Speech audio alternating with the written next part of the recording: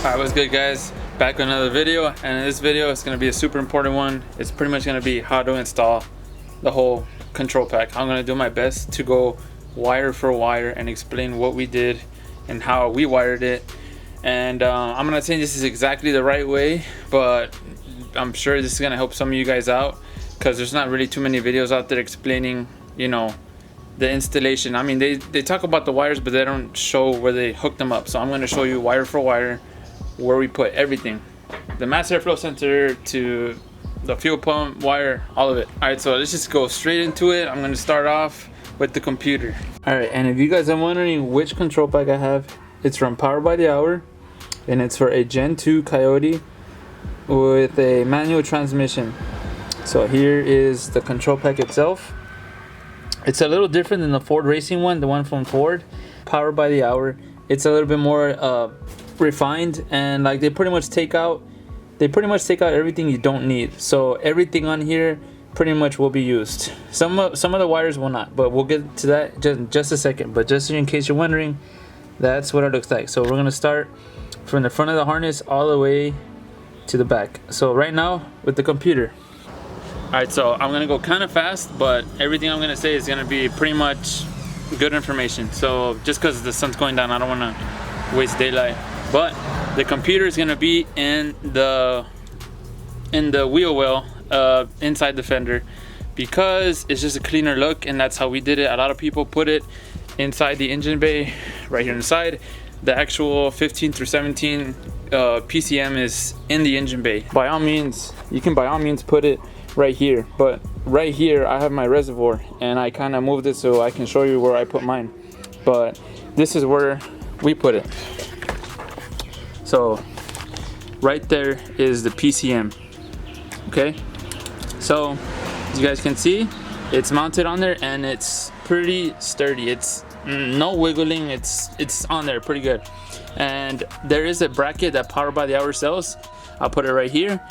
Now, I wasn't gonna buy it, but my dad, being the person he is, he likes to fabricate a lot of stuff, so he made his own bracket. As you can see, it's right there, and pretty much it's just a bracket that screws into the rail right here, screws onto the computer. The computer has holes for the bolts or screws right here on both sides, 4 of them, 1, 2, and then on top of here behind 4. So just to the rail, as you can see, that's how I mounted it. And all this is just extra wire that we zip tied, right? But that's pretty much it. And now, in order to connect the harness, we go up here, and you can see right there, we put the computer through this the bottom of the firewall. So there is 2 holes that go right here. There's a hole right here and then a hole right here. All we did is pretty much cut from hole to hole and mounted the computer through there. So the engine harness is this one right here. Just kind of snaked it right there, boom, connected. And this other connector right there is for the control pack. So there's 2 connecting ports, right? One for the engine harness and then one for the control pack. And then we also have this other connector right here. This is from also the engine harness. The engine harness has the one for the PCM and then this other one on the side. Okay, so engine harness to the PCM, right? Other wire goes to the control pack. This right here is from the control pack. Both of these, control pack, engine harness, engine harness. But that's pretty much how we put the computer. It's sturdy on there, and you can't really see it whenever we put the reservoir over this. So it gets for a clean look, clean install. Now, that's the computer. On to the next part. Once that's installed, the computer, obviously you connect it, right? And now what you got left is your wire for the alternator and your mass airflow sensor, and there's actually another connector for an intercooler pump if you have a supercharger. Now I'm gonna show you guys how I routed it. Let me just connect this back here. All right, so got that connected back to the bracket. And if you guys are wondering how we mounted this, it's also a custom bracket that I forgot to show you guys, but it's just it's kind of hard to see, but it's just right here. It's basically an L bracket that's long enough to support this. My dad drilled it into the firewall, and it's pretty damn sturdy. So That's how that's up there. It's custom bracket for that and custom bracket for the computer. Now on to the next thing. Like I told you, the alternator, the master flow sensor, and the intercooler pump. So we loomed it through this hole. This hole right here on the side of the car is a stock hole for the air filter of the 4.6. So this right here, this loom, that's from the control pack. You follow it, comes up here, right? So everything is tucked into here. There's some space in here. We tucked all the wires in here. So you just go down here. Here comes the master flow sensor. If you don't know which one it is, it's pretty much labeled. It says it right there, MAF. So it goes right into the intake. Then the next one is the alternator plug, which is right here, and it should say alternator right there for alternator. And the alternator goes right here. I don't have it on right now because we're changing the pulley to a clutchless pulley. I'll explain that later, but yeah, this is gonna plug into alternator right there.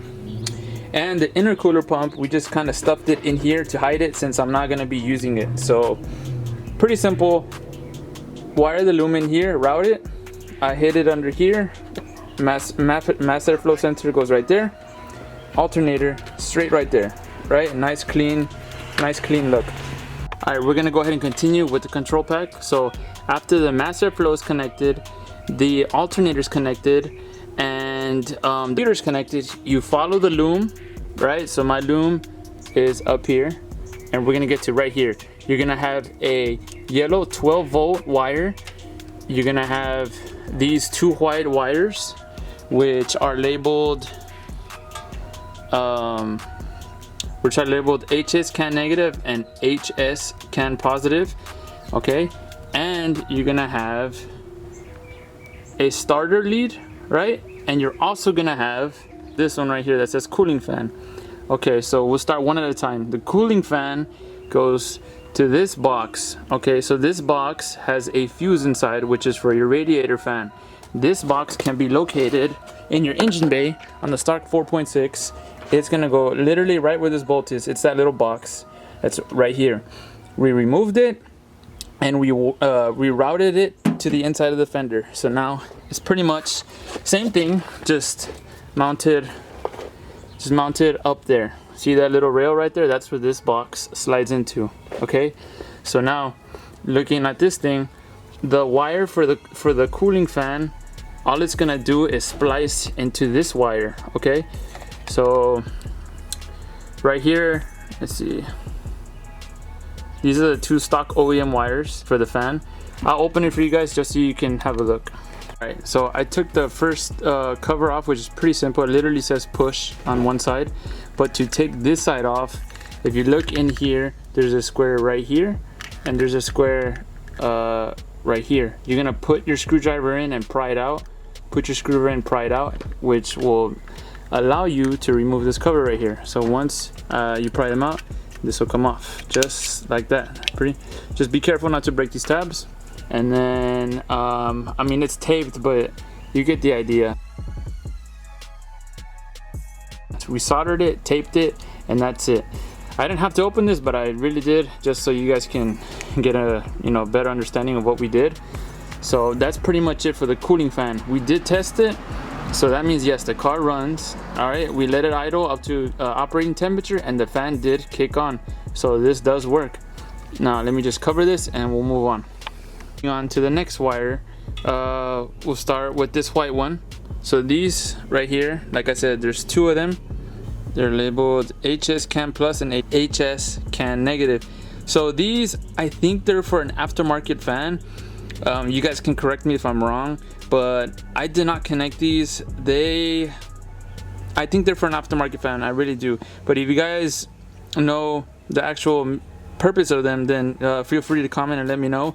But the car did turn on and run fine without these, so might have to splice these in later, not too sure, but as of right now they are not needed.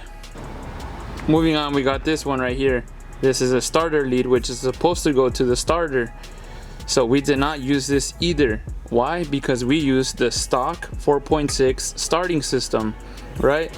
So you don't need this. The next wire is going to be this yellow one right here from the control pack.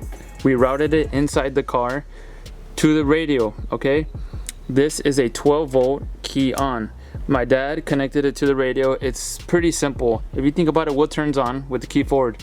Your radio. So that's where we routed this one right here. And you can't really see it. I didn't take off my radio bezel, so just know this goes to literally any wire to the radio. Just test it with the, you know, a light detector. That way you can see that the light comes on with the key forward. But this straight to the radio, 12 volt key on, right? So that's that. The control pack also comes with this right here, a fuse.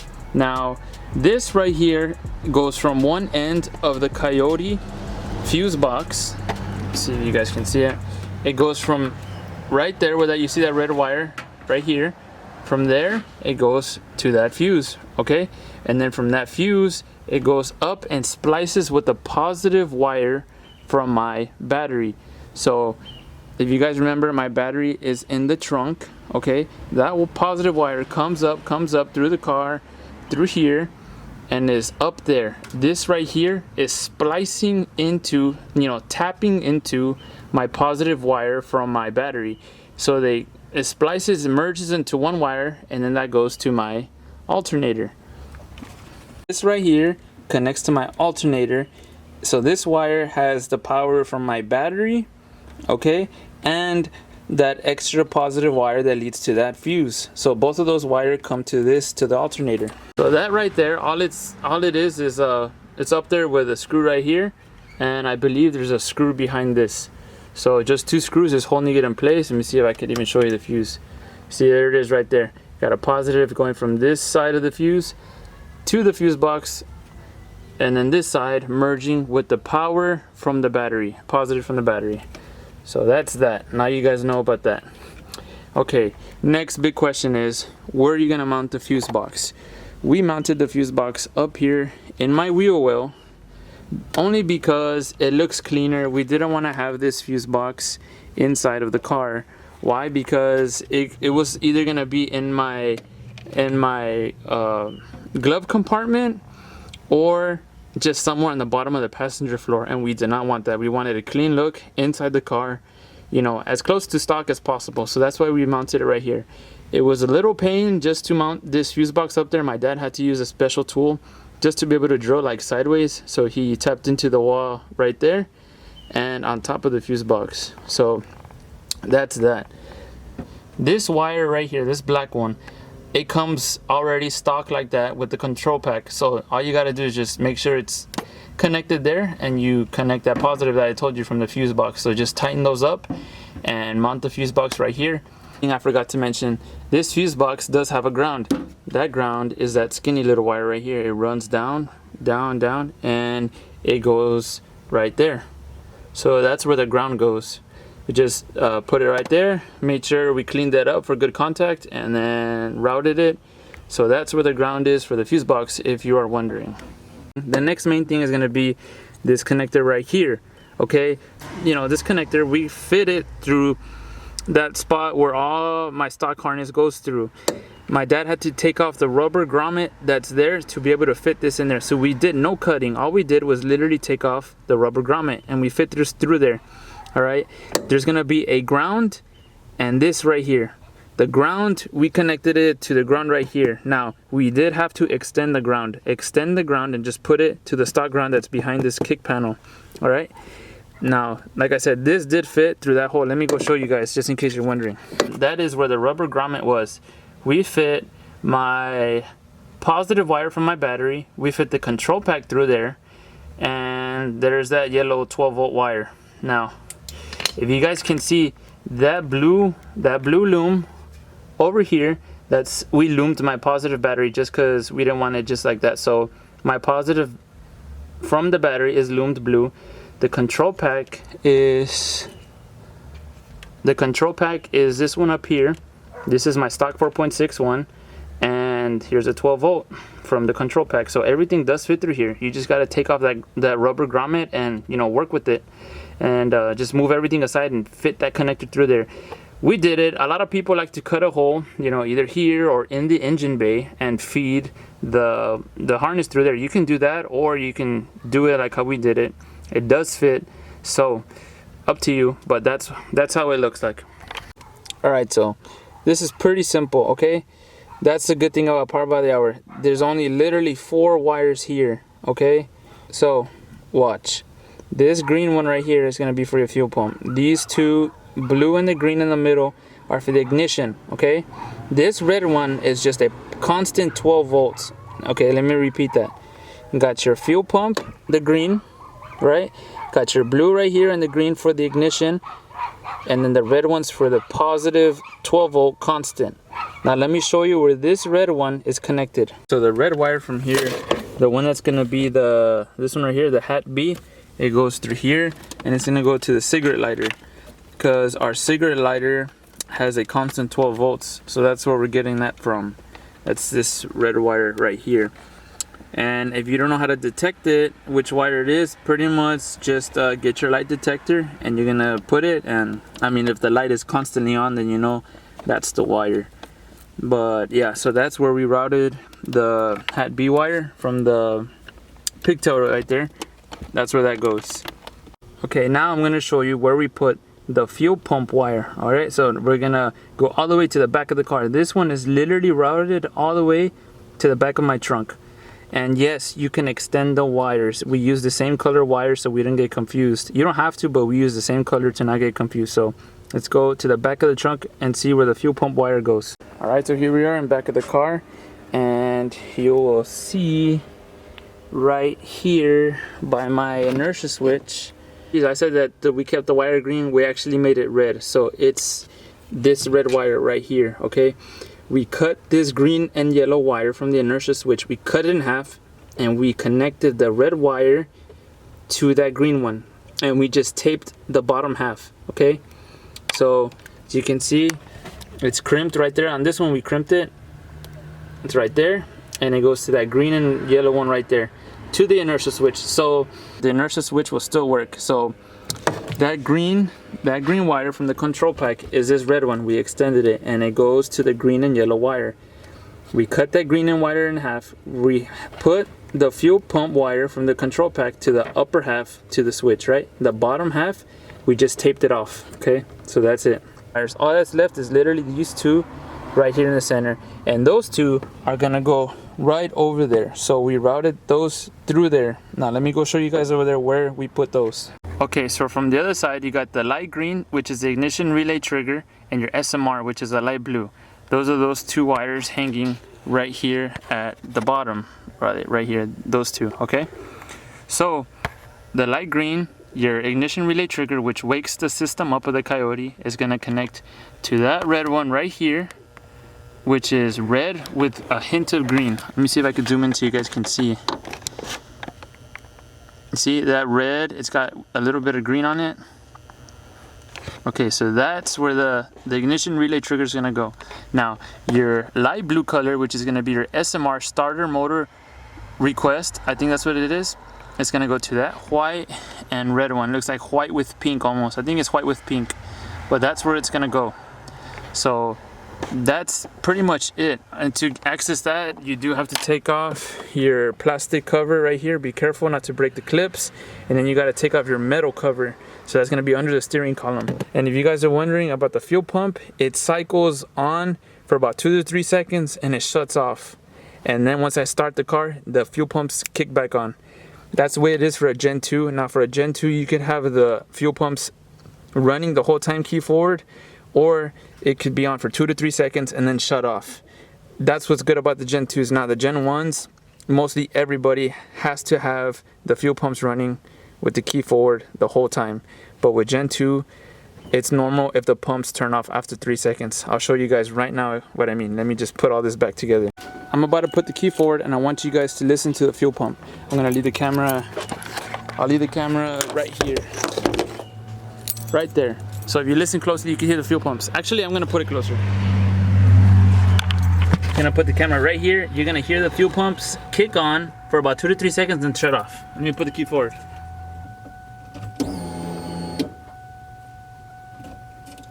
Came to the driver's side now. I showed you guys where we put the 2 blue and green wires that they go under here. I showed you guys those. Now I'm gonna show you the rest for the pedal, the OBD2 port, the one for the clutch, and I do believe there's a ground. So all of the wires that go on this side, my dad did have to extend them, all of them pretty much. We extended this one, we extended the ground. Actually, the ground we did not extend. It goes, we put the ground right there, right? He extended this one for the clutch. The OBD2 port, he mounted it to this this box right here, so it's out of the way. It's not in the way when I put my foot there. I already tested it, so that's good right there. And let's see, the one for the pedal is up there. I actually put a clip of me installing the pedal right now, just so you guys can see how this goes mounted, because a lot of people don't actually show how the pedal is mounted. So I'm gonna insert that clip right now. Alright guys, so I'm installing the pedal right now. If you guys don't know what it looks like, there it is, just a pedal. It's got a connection up here, and then 3 holes, 1, 2, and 3. So first, I already removed the old one, and to remove this one is pretty easy. It's got only 2 nuts.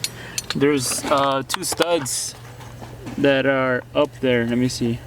See there, there's 1 and there's 2. There's 2 studs for the, or 2 bolts. I just took off both the nuts, and then the pedal came right off. So now I'm gonna install this, but in order to install the COYOTE pedal, you do need a pedal bracket. So I have mine right here. I think I bought this from Power by the Hour, and it's a pedal bracket by Scram Speed, and this is what it looks like. There's another version of this. It looked a little bit thinner, and in my head I thought, why not get the thicker one, just because, I don't know, like I figured it'd be stronger. And yeah, so I got this one. And to put this up, same thing. These 2 holes right here are gonna go where those 2 bolts are up there, or studs, and then tighten it, and then we put the pedal to the other 3.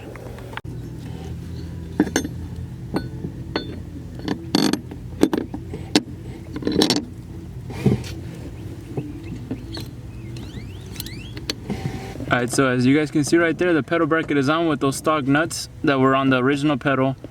So just gonna tighten those, and then the actual COYOTE pedal is gonna go onto those 2 other threads right there missing. So just gonna tighten that and then add the COYOTE pedal over that bracket.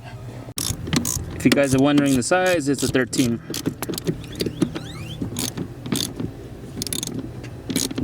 Alright, so the last 2 bolts are gonna be these right here, and you guys can see it comes with they come with washers, their own special washers. You guys can see it right there.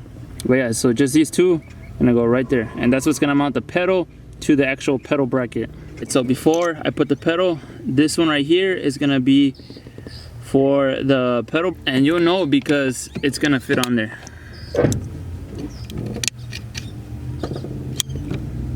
There it is. So now we can mount this up.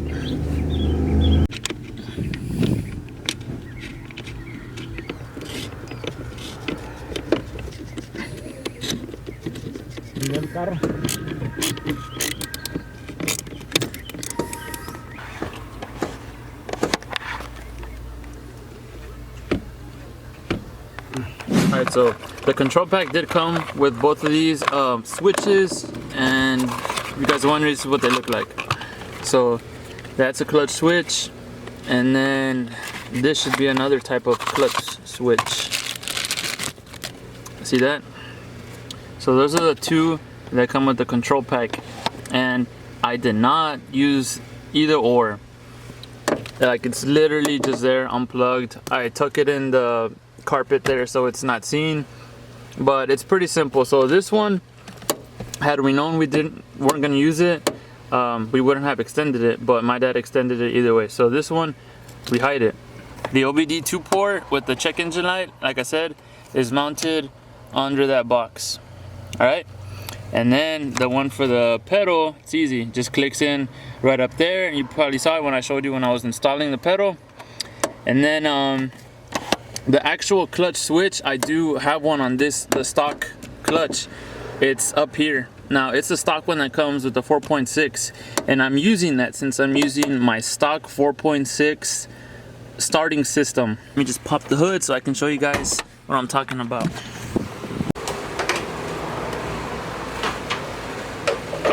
Okay, so what I'm about to explain is pretty simple, so just try your best not to get confused because it's pretty simple.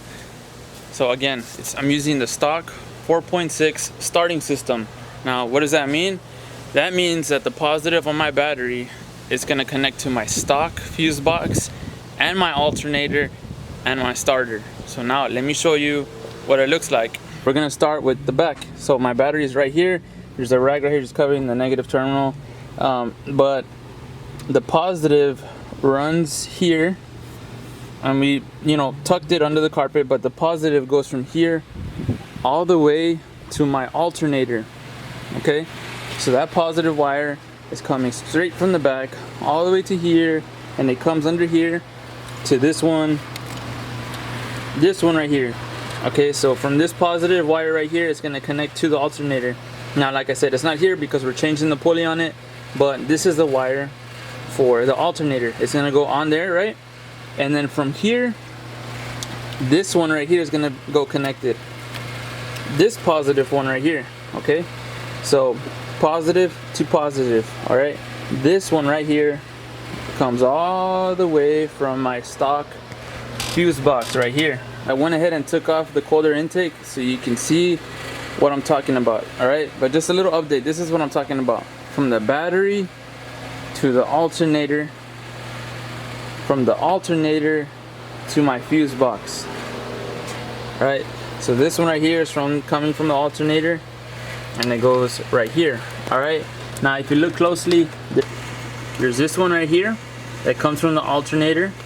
All right, there's this one right here, which is my starter request, and there's another one back here.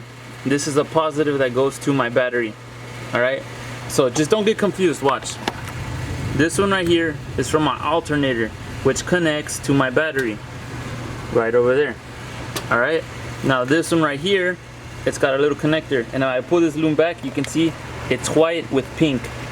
It kind of looks red, but it's white with pink. All right, this goes up here, and it's gonna go down this loom. This is not connected to here. Let me rephrase that. Okay, this goes into this loom. It's not connected to here. The only thing connected to here is the one from the alternator and this one that goes to my starter. All right, so we got starter request going up here into this loom with the positive wire, and it goes all the way down loomed to the starter. Now let me go show you the starter. All right, y'all see that? This right here is my starter. All right, there's that big red wire right here on the left. This big red wire is coming from my stock fuse box. All right, and that little white with pink is my starter request. So those two are connected to the starter, and they both merge into one loom, which goes back to the fuse box. All right, so this is the bottom of the starter. Right here where I'm pointing my light, see right there, that's gonna be the ground for the starter. So the ground, it obviously goes right there. You follow it, and we put it right on top of the rail right here. So that's where we got the ground going from here. Kind of route it through the back, and it goes under the starter. Kind of hard to see, but right there to the bottom of the starter. So again, red positive from the fuse box, and then white with pink right there is my starter request.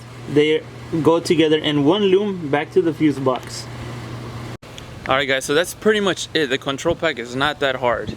I pretty much went wire for wire explaining how we did it, and I'm sorry this video is kind of boring. It's a lot of information, and I tried my best to show you guys, how I did it. I literally took apart the stuff on my car just to show you how we did it. So I got to go back and zip tie everything back together and kind of, put the bolts back up and stuff like that. But I mean, hopefully it helped you guys out. So if it did, it's all worth it. But again, if you guys have any questions, just comment down below. Make sure to leave a like, share this video. I hope it helps a lot of you guys out, because there's not that many videos out there. But a huge shout out to Nathan. He's a guy in a Coyote Swap Facebook group. If you guys are in that group, I'm pretty sure you guys know who he is. He helped me out a lot, but more than anything, huge shout out to my dad. He's the one that wired everything, soldered everything. I mean, I did help out, but it was mostly him extending the wires and stuff. But yeah, stay tuned. This car is gonna be on the road in no time.